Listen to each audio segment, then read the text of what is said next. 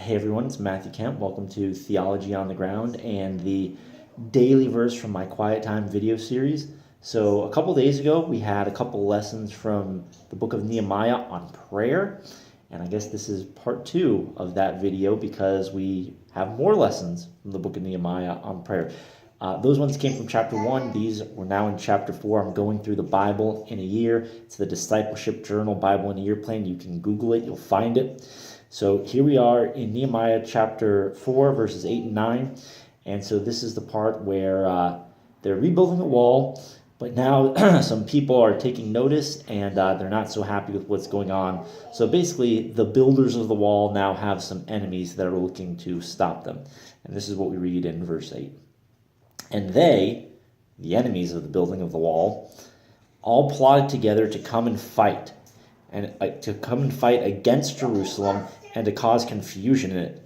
And we prayed to our God and set a guard as a protection against them day and night. Now, presumably they prayed to God for protection against their enemies. That's what the context would seem to indicate. Now, what's interesting, and the lesson that I think is helpful, is that they also set a guard. And so, here's the thing. It's always a confusing thing. Like, okay, God is sovereign, God is in charge, God is going to fight for us. Does that mean we do nothing? The more you look at the Bible, the answer seems to be no, that's not the case. Think about Philippians chapter 2, I think it's verses 14 and 15. It says, work out your salvation with fear and trembling. You, do that. Work out your salvation, fear and trembling.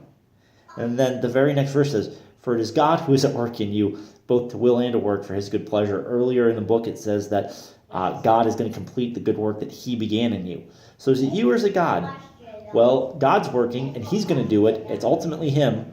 Now get to work. So that's what we see here in Nehemiah. That's what we see confirmed in the New Testament. Yes, pray. Yes, ask God for help. Yes, recognize that God is ultimately going to give the victory. But make sure you do something. And you're not acting in a faithless way. You're acting in a faithful way. So, yeah, if you hear somebody say, oh, I don't need to see the doctor. I've prayed to God. God's going to heal me. Well, God's going to heal you, probably. But go see the doctor. Those are my thoughts. Looking forward to trying out many more of these videos. Hopefully this one blessed you. And take care, everybody. God bless.